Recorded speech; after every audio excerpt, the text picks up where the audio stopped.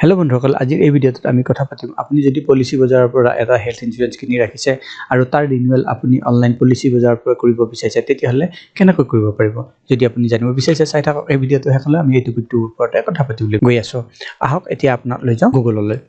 গুগলত আমি টাইপ কৰিম পলিচি বজাৰ টাইপ কৰি চাৰ্চ কৰি দিম। চাৰ্চ হোৱাৰ লগে লগে প্ৰথমটো চাৰ্চ ৰিজাল্ট policybazar.com সেইটোৰ ওপৰত আমি ক্লিক কৰি দিম। এইটোৱে আমাৰ পলিচি বজাৰৰ অফিচিয়েল ৱেবছাইটত লৈ আহিব। যেহেতু আপুনি আগৰ পৰা ইয়াত হেল্থ ইঞ্চুৰেঞ্চ কিনি থৈছে সেইকাৰণে আপুনি ইয়াত সাইন ইন কৰিব পাৰে। এটা একাউণ্ট আপোনাৰ অলৰেডি ক্ৰিয়েট হৈ আছে, গতিকে সাইন ইনৰ ওপৰত যাম।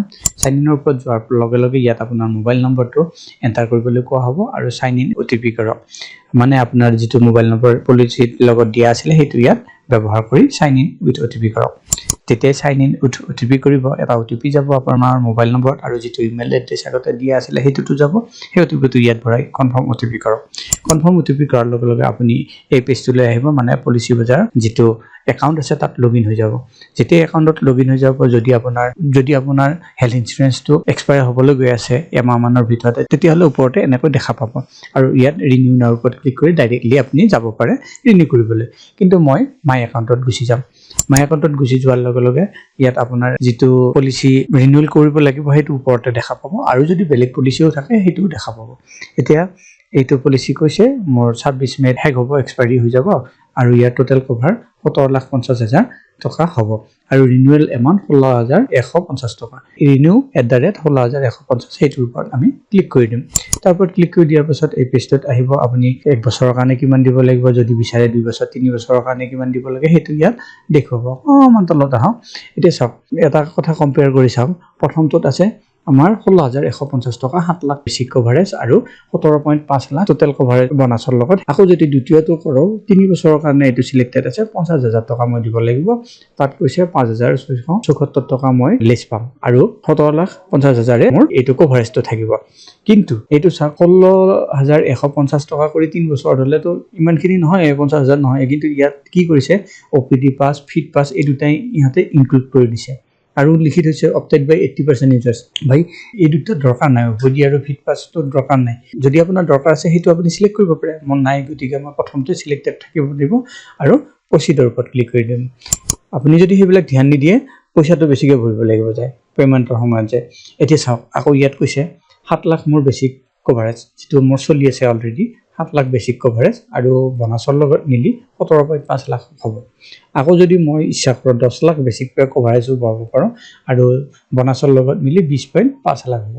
একো কথা নাই, মই এইটোকে ৰাখিব বিচাৰিছোঁ যিটো 7 লাখৰ, সেইটো চিলেক্টত থাকিব দিম। তাৰপিছত প্ৰচিড কৰি দিম। প্ৰচিড কৰাৰ পাছত আৰু কৈছে তলৰ ফালে আৰু কেইটামান ৰিকমেণ্ডেড ৰাইটছ আছে, মানে আপুনি ৰিকমেণ্ডেড কিছুমান বস্তু ল'ব পাৰে, OPD, ফিট এইবিলাক ল'ব পাৰে। যদি ল'ব ইচ্ছা কৰে এড কৰিব লাগিব। তলৰ ফালে আৰু আহি চাওক, আৰু এইকেইটা বাৰু মোৰ ইনক্লুডেড আছিল, মই পলিচি লোৱাৰ সময়তে লৈছিলোঁ।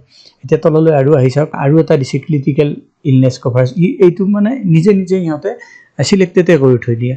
যদি মই 20টা ইলনেছ কভাৰ কৰোঁ, মানে কি হ'ল, মই যদি এডমিট হৈ যাওঁ, এডমিট হোৱাৰ পাছত তাৰ পৰা ডিচাৰ্জ হয়, যিখিনি খৰচ হ'ব তাৰ নামত 5 লাখ টকা এটা লামচাম টকা সিহঁতে দিব। হেল্থ ইঞ্চুৰেঞ্চতো সেইটো বহন কৰিব। যদি আপুনি কেচলেছ হস্পিটেলত যায় তেতিয়া সেইটো বহন কৰিবই, কিন্তু 5 লাখ টকা আপুনি এইটো পলিচিৰ নামত আপুনি আকৌ নিজে পাব।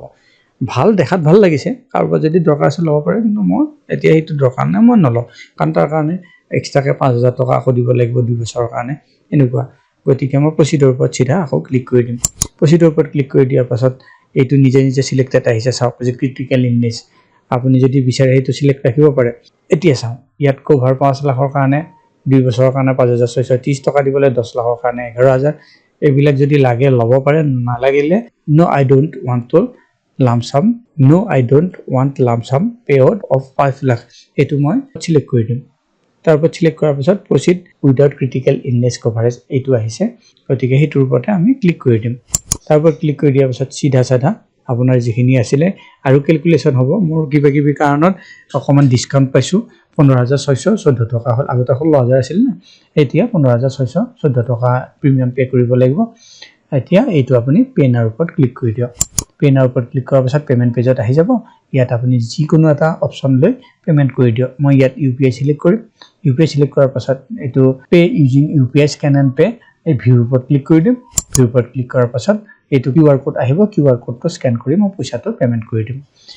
যেতিয়া পে'মেণ্ট কৰি দিম এই পেজটোত আহিব thank you we have received the premium payment you are all set মোৰ প্ৰিমিয়াম পেমেণ্ট হৈ গ'ল মই পইচাটো পেমেণ্ট কৰিলোঁ অল ছেট হৈ গ'ল আৰু এটা কথা মন কৰিব যদি পেমেণ্টৰ পাছতে পেজটো ব্লেংকো কেতিয়াবা আহি যায় তেতিয়া আপুনি ভয় কৰিব নালাগে আকৌ আপোনাৰ একাউণ্টত গ'লে এইটো পেজ পাই যাব এতিয়া ইয়াত KYC পেণ্ডিং আকৌ এবাৰ KYC ভৰাব ইয়াত কোৱা হৈছে কাৰণ প্ৰথমখন পলিচি লওঁতে আমি দিছিলোঁ KYC এতিয়া আকৌ কৈছে গতিকে আমি আপলোড ডকুমেণ্টৰ ওপৰত যাম আপলোড ডকুমেণ্টৰ ওপৰত যোৱাৰ পাছত এটা কথা মন কৰিব এইটো 10 মিনিটৰ ভিতৰত আপুনি গোটেইকেইটা ডকুমেণ্ট আপলোড কৰিব লাগিব গতিকে ইয়াত এড্ৰেছ প্ৰুফ সিলেক্ট কৰিম প্লিজ সিলেক্ট ডকুমেণ্ট ইয়াত আধাৰ সিলেক্ট কৰিম মই আধাৰ সিলেক্ট কৰাৰ লগে লগে upload front side upload back side কৈছে সেই দুটা আপলোড কৰি দিওঁ আপলোড কৰি দিয়াৰ পাছত তললৈ আহিম আইডি প্ৰুফ আৰু ইনকাম প্ৰুফ এই দুটা সিলেক্ট কৰিবলৈ কোৱা হৈছে মই আইডি প্ৰুফত আকৌ আধাৰে সিলেক্ট কৰি ল'ম আৰু ইনকাম প্ৰুফত পেন কাৰ্ড সিলেক্ট কৰি ল'ম এই দুটা সিলেক্ট কৰিলোঁ যেহেতু আইডি প্ৰুফ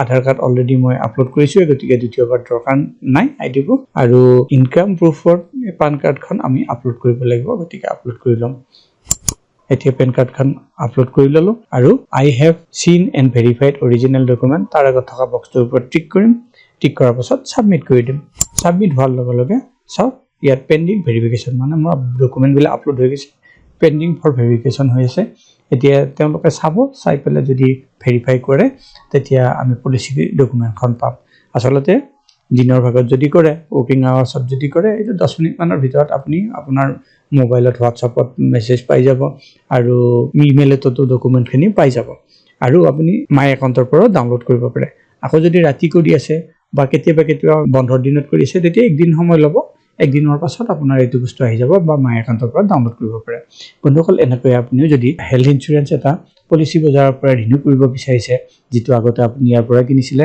তেতিয়াহ'লে সহজতে কৰিব পাৰে